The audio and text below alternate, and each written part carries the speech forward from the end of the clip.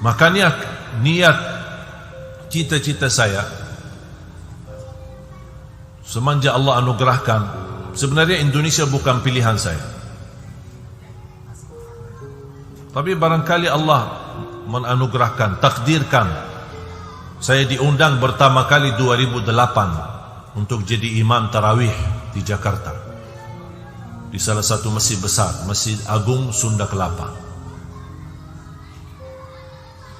Dari situ alhamdulillah menjadi imam tarawih nampaknya senang jamaah dan semakin ramai sampai heboh di media, di TV dan lain-lain. Waktu itu saya belum bisa bahasa Indonesia, cuma satu kalimat, bagus. Bagus. Alhamdulillah dapat diundang lagi. Nampaknya jamaah senang, tersentuh. Akhirnya minta sama pengurus masjid, kami minta lagi imam itu dari Madinah. Alhamdulillah 2009 saya jadi imam lagi, 2010 jadi imam lagi. Sering bolak-balik ke Indonesia sambil saya merasa betah di Indonesia, jatuh cinta Indonesia. Alhamdulillah di situ 2008 2009 mulai belajar. Walaupun masih ingat pertama kalimat yang saya belajar, apa kabar, bagus, mau kemana, aku cinta kepadamu. Itu aja yang saya hafal, tapi belum tahu artinya waktu itu. Itu aja, setiap ketemu orang, assalamualaikum, apa kabar, bagus, mau kemana, aku cinta kepadamu. Orang bingung, apaan ini? Tapi alhamdulillah karunia dari Allah. Dan saya yakin apa yang saya dapat di Indonesia, di tanah air kita ini, karena berkahnya Al-Quran. Mohon maaf, siapa Ali Jabir? Siapa Ali Jabir? Hamba Allah biasa, tapi karena ini dikenal. Bukan karena keluarga Ali Jabir, bukan karena salah satu paman saya adalah imam besar Masjidul Haram dikenal Ali Jabir di Indonesia. Tidak ada kaitan, bukan karena nasab, bukan karena keturunan, bukan karena siapa-siapa, tapi karena berkahnya Al-Quran. Karena setiap bapak ibu barangkali menonton di acara TV membawa Al-Quran. Acara Hafiz Indonesia kan bersama Al-Quran, menjadi acara favorit. Yang ketika mulai acara ini banyak taruhan berkata tidak bakal lama acara ini, paling 1 tahun 2 tahun, habis itu tidak muncul lagi. Dan alhamdulillah bisa kita tunjukkan sampai titik ini masih acara Hafiz Indonesia menjadi acara yang terbaik di seluruh acara TV. Dan kita lihat anak-anak kita, jangankan membanggakan kita sebagai rakyat Indonesia, sampai di luar negeri diundang. Dan rata-rata anak di bawah 10 tahun. Dan semakin tahun berjalan, semakin jalannya acara ini, kita semakin semangat untuk berlomba-lomba untuk mewujudkan dan mencetak 1 juta menghafal Al-Quran. Dan alhamdulillah sudah menjadi kenyataan. Dan belakangan ini puluhan bahkan ratusan sudah betapa luar biasa perhatian umat kepada Al-Quran. Makanya saya berkata ini kesempatan. Banyak kami terima wakaf, berubah tanah, wakaf berubah rumah, ada yang membayarkan tunainya, ada yang menitipkan emasnya, macam-macam. Luar biasa semangatnya jemaah untuk Al-Quran. Makanya Allah balas, Allah lahirkan anak-anak penghafal Al-Quran. Dan mudah-mudahan ada di antara mereka adalah anak bapak ibu. Dan saya yakin tidak ada yang memiliki pesantren lebih besar dan lebih banyak daripada Indonesia. Indonesia terbesar pesantren di mana-mana. Makanya alhamdulillah kami bekerja sama dengan banyak pihak-pihak di Jawa. Alhamdulillah sudah membangun puluhan rumah tahfiz, beberapa pesantren, dan kemarin saja baru kita sudah telah membangun pesantren baru di Cipanas, menjadi juga bagian dari 100 markas. Dan setiap anak-anak dan pemuda-pemudi di bawah binaan kami tamat hafal 30 juz, kami hadiahkan umrah. Tujuannya sebenarnya bukan umrah, tapi saya punya tujuan lain. Saya ingin anak-anak kita bisa setor hafalan dan bacaan di hadapan para imam besar di tanah suci. Karena saya ingin mereka diakui, jangan hanya di Indonesia tapi juga di tanah suci.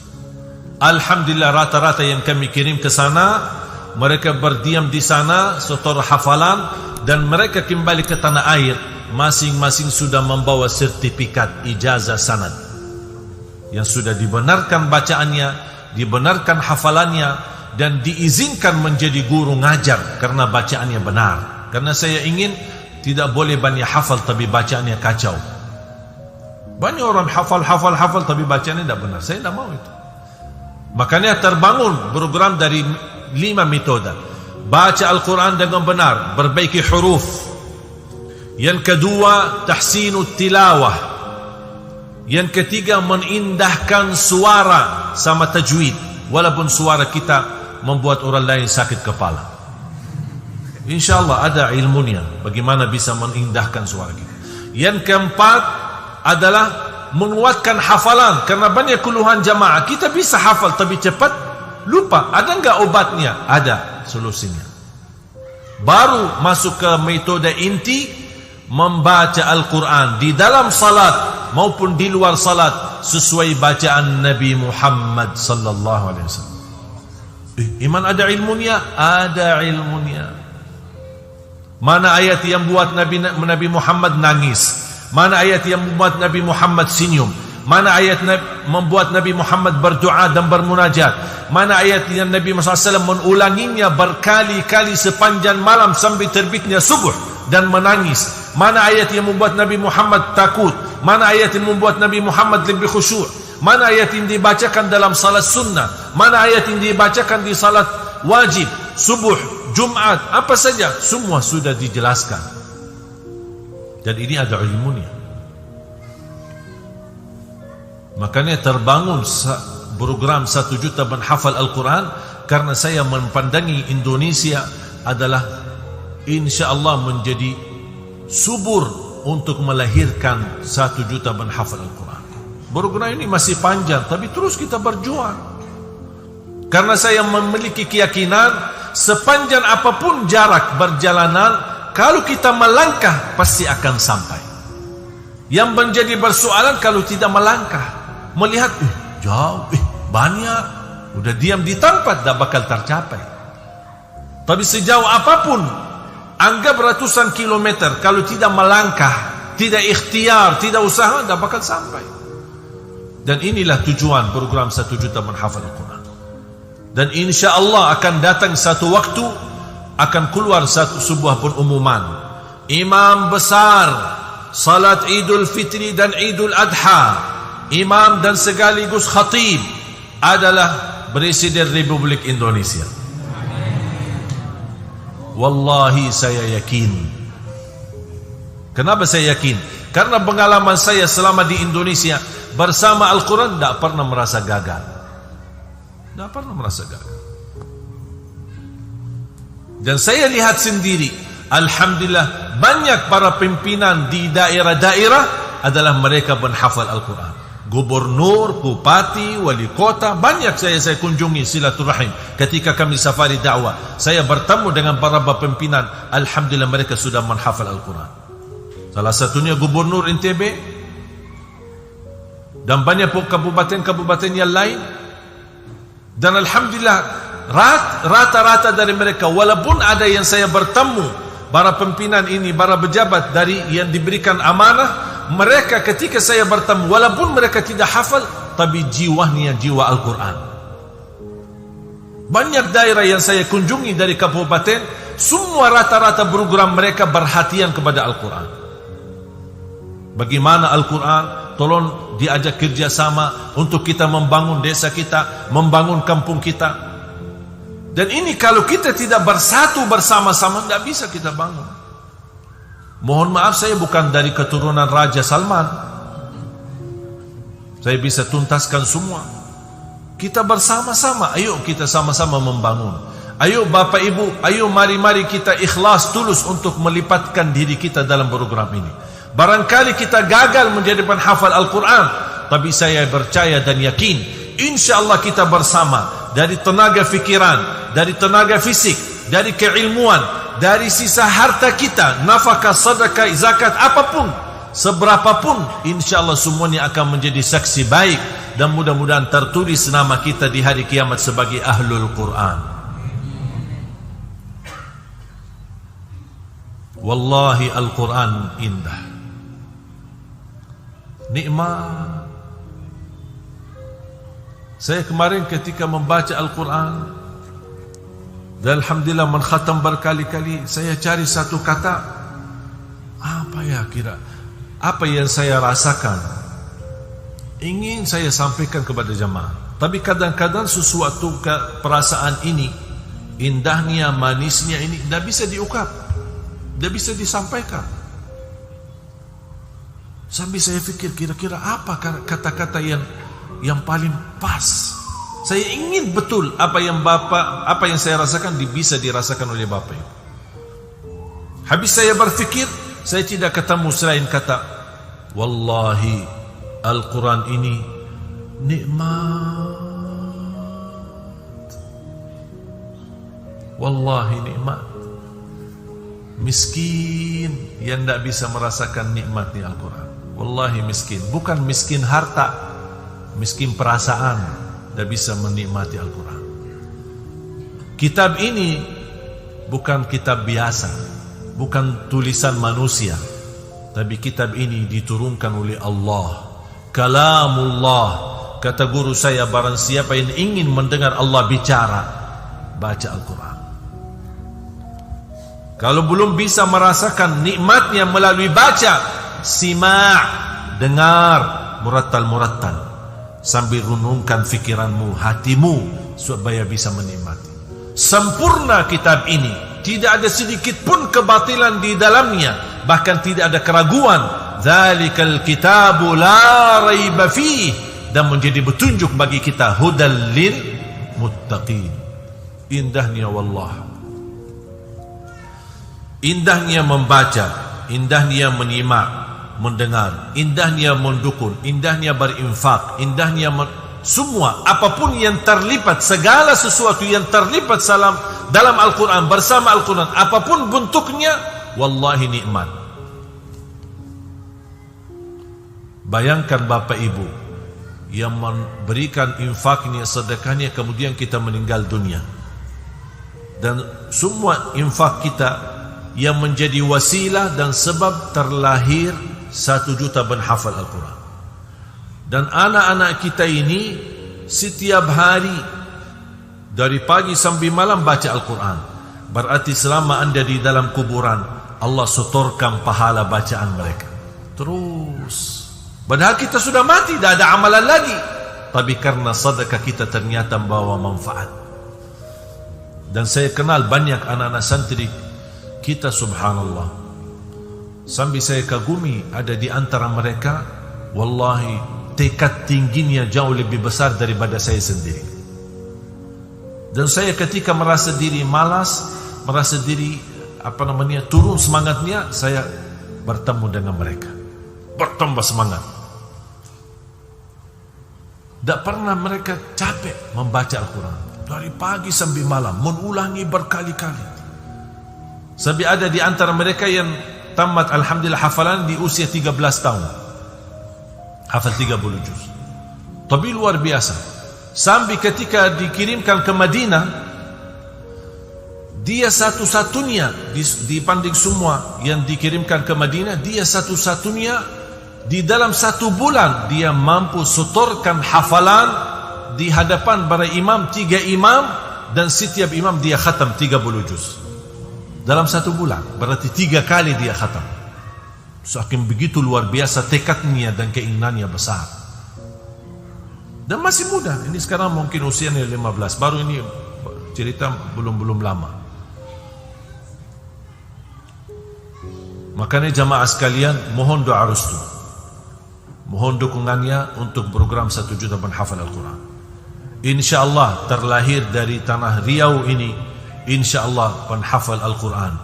Cita-cita saya dan harapan saya, setiap masjid InsyaAllah memiliki imam penghafal Al-Quran 30 juz. Bahkan keindahan bacaan mereka adalah sama dengan keindahan bacaan para imam-imam besar di tanah suci. Kita masuk ke masjid, mendengar suara imam kita, Masya Allah, rasanya kayak lagi di tanah suci. Berarti Bapak Ibu yang merasa merindukan tanah suci tapi belum berkesempatan ke sana, insya Allah bisa kita nikmati bersama suasana tanah suci, tetapi di negeri kita Indonesia tercinta. Insya Allah dengan Al-Quran, saya yakin akan berubah semua nasib negeri kita Indonesia. Allah akan turunkan berkah langit, Allah akan keluarkan berkah dari bumi, Allah akan makmurkan negeri kita, aman, sejahtera, dan insya Allah jangankan kita negeri kita yang akan menjadi makmur, insya Allah seluruh bumi, bahkan seluruh negara akan tunduk untuk mencintai dan menghormati negeri kita Indonesia. Ada orang kemarin tanya sama saya, kok saya rasa si Ali Jabir ini kok cinta Indonesia, apa kira-kira harapan Jali Jabir untuk Indonesia? Saya jawab, harapan saya rakyat Indonesia berada di tanah air maupun dia pergi ke luar negeri dihormati oleh dunia. Itu aja. Kalau dilihat ini orang Indonesia, salam hormat, cinta, hormat. Itu yang menjadi harapan saya. Dan ini semua bisa terwujud semuanya melalui Al-Quran. Makanya saya selalu dorong para orang tua yang merasa diri gagal menjadi penghafal Al-Quran, mohon jangan gagalkan anakmu.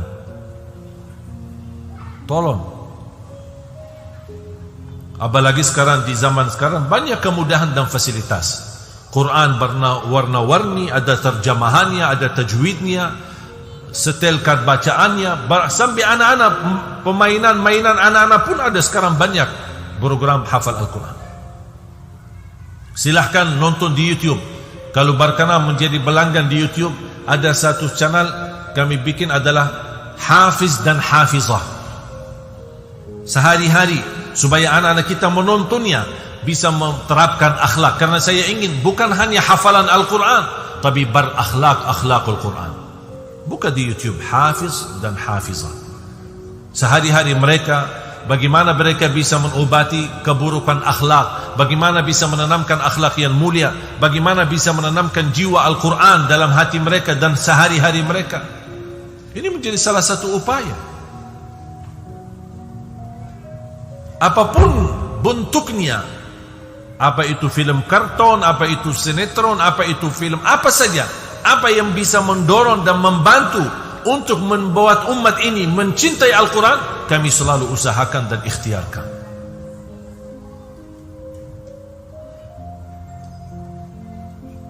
Sampai insya Allah kita akan masih sempat kita berdialog dengan sahabat saya Raffi Ahmad.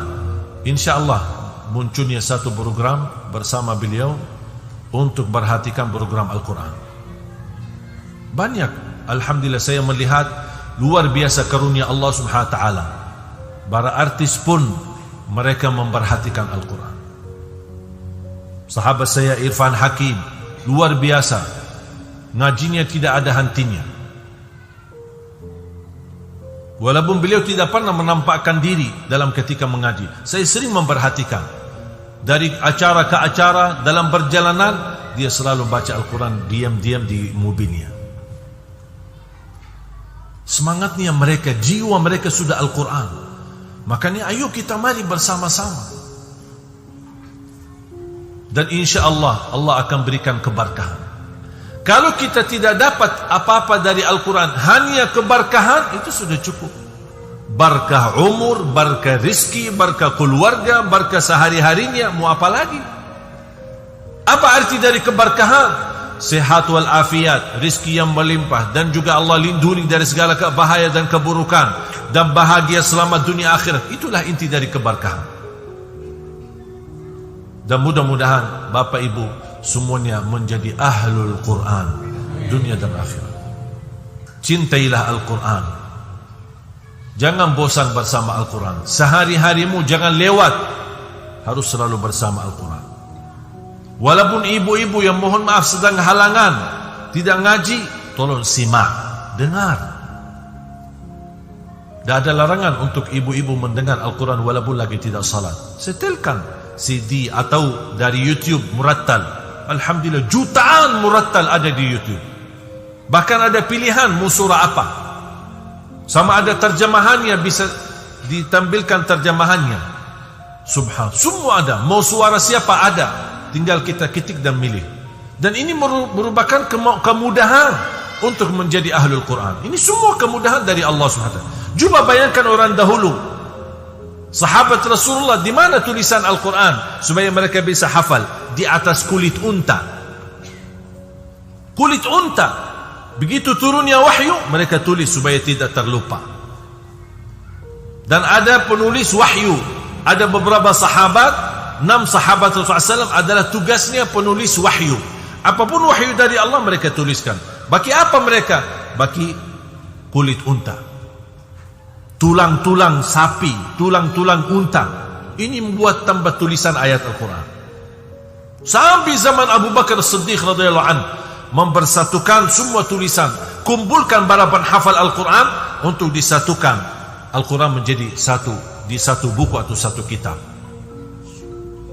Datang zaman Sayyidina Uthman, membuat lagi satu kitab dan disebarkan kepada negara-negara lain. Tapi alhamdulillah sekarang coba, sekarang semua ada Quran yang kertas yang bagus, jelas, huruf besar, huruf kecil, warna-warni, tajwid, terjemahannya, mu ada suara, ada murattal. Subhanallah, semua. Sekarang berarti semestinya jumlah kita menghafal Al-Quran melebihi jumlah sahabat Rasul. Kenapa? Karena semua ada, semua serba ada. Tinggal ada kemauan tidak. Allah berfirman dalam suratul Qamar, sampai berkali-kali mengulangi dalam suratul Qamar, وَلَقَدْ يَسَّرْنَا الْقُرْآنَ لِلذِّكْرِ فَهَلْ مِن مُدَّكِرٍ. Kami telah memudahkan Al-Quran untuk dipelajari, dihafal, difahami, ditadabburi, dihayati, dimudahkan. Bukan akan memudahkan, kami telah memudahkan. Berarti sudah selesai tugas Allah. Fahal mim muddakir, siapa yang mau belajar? Berarti kalau ada kemauan, dapat janji Allah. Allah janji, kami telah memudahkan Al-Quran untuk dipelajari. Fahal min muddakir, apakah ada yang mau mengambil peringatan, mau mengambil pelajaran? Dapat janji Allah. Kalau tidak ada kemauan, Allah tidak bisa maksa. Karena Allah tidak pernah maksa. La yukallifullahu nafsan. Allah tidak pernah maksa. Tapi kemauannya itu sejauh apa? Kira-kira semangat menjadi ahlul Quran demi kebaikan negeri kita, demi kebaikan keturunan kita. InsyaAllah kita bersama-sama menjadi wasilah dan ikhtiar melalui, kalau orang bertawassul kepada orang salih, kalau tawassul saya kepada Al-Quran, itu wasilah saya. Wasilah saya kemakmuran Indonesia Al-Quran, keberkahan ekonominya, keberkahan politiknya, keberkahan sosialnya, kemakmuran dunianya. Dan insyaAllah akan Allah ridha kepada negeri kita menjadi baldatun tayyibatun wa rabbun ghafur dan Al-Quran. Mudah-mudahan Bapak Ibu diberikan kemuliaan oleh Allah SWT bersama Al-Quran.